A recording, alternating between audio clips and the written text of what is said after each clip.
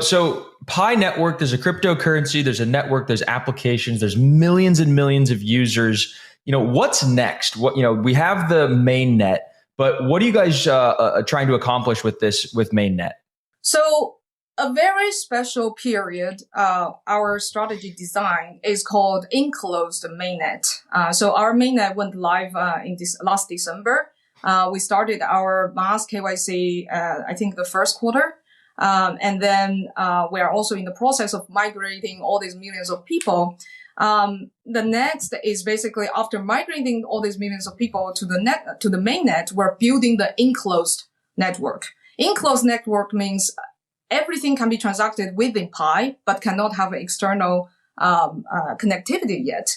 The special design for this is to focus our attention to build utility and real utility without too much noises outside of the network. And of course, we acknowledge there are certain applications can only build with external connectivity, but there are internal enclosed type of utilities can be nurtured and built.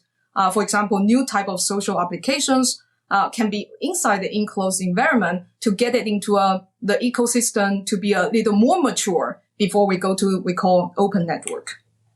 Okay, interesting. So somebody downloads the app, they're mining on their phone, or are they staking, or is it like they're doing some type of hash or something like that? Okay, so your question is how does the Pi mining work? I guess your question, right?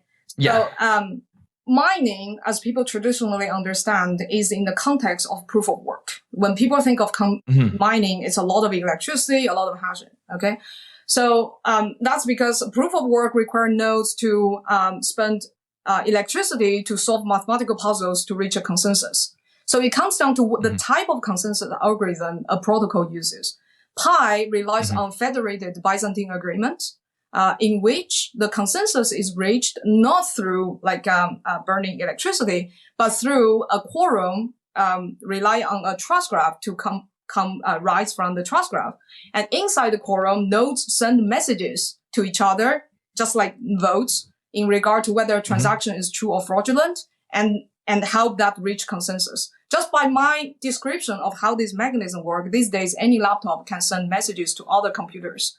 So the scale of the requirement for electricity is no comparison to the level that required by proof of work. This is the fundamental reason why Pi mining in the first place doesn't require electricity. Now, as I mentioned, there needs to be a trust graph. So the mobile miners are actually contributing their trust relationships to form this trust graph that can feed the consensus algorithm to reach consensus. So the actual running of the blockchain, the heavy lifting of actually running, is still on our Pi nodes, which is computer nodes.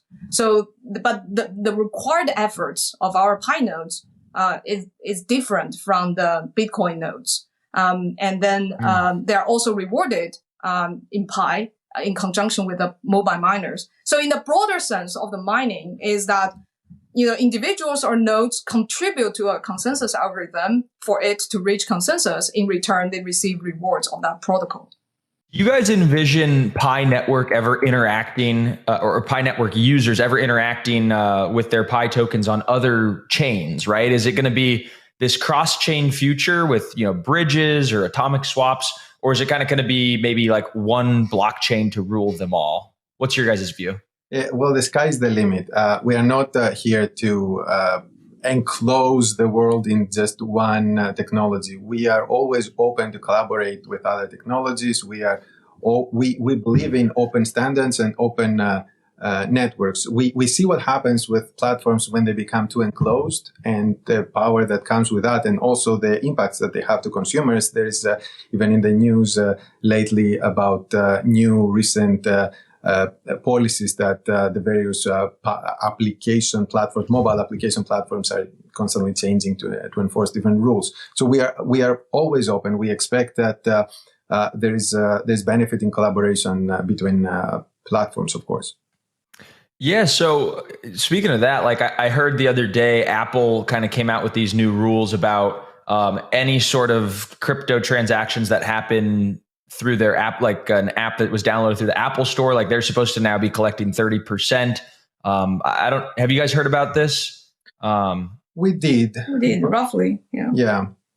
Yeah. So, I mean, the world is still in the phase, including, tech giants or regulators still figure out how crypto can fit into the existing economy. And that is the process as a crypto builder also need to be patient and follow and then adjust in order to, fit in at the same time create innovation. Yeah, that's where open standards help. That's where open standards help. You being more accessible through the web, through technologies that are open helps push the ecosystem forward. Yeah, I was going to say basically the same thing. Like they're kind of pushing people away from mobile and back to web. There could be this renaissance of like these open web-based applications as opposed to just like, mobile first and mobile only applications. So it'll be interesting to see. We, several years ago, we made a pretty unexpected move. We are all about user experience and producing a better user experience for our users. But at some point we did something counterintuitive to user experience, which is we had the Pi app and we created the Pi browser.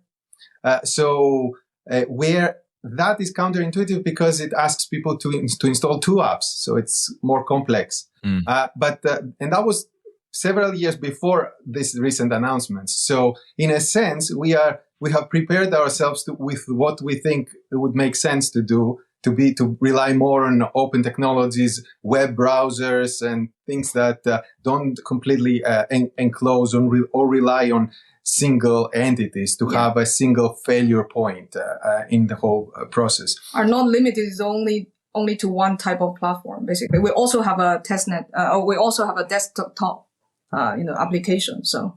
I see. Yeah.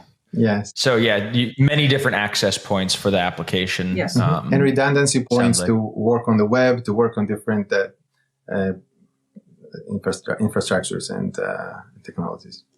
Yeah. So tell me a little bit about your guys' experience as co-founders of, a huge network through the bear market, because, I'm curious, just do numbers kind of start to slow down?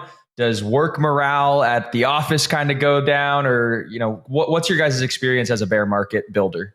Well, I mean, from my perspective, bear market is not necessarily a bad thing for the industry. The bear market get rid of all the craziness and the noises, and force people to focus attention on, what is real, what is really useful, what is the real use cases of crypto. So I think this is the phase for real builders and focus our attention to more substance. So bringing substance to the industry to get ready for the next wave of bull market. And as for Pi, we're basically shielded from that, especially because of our design of the enclosed network.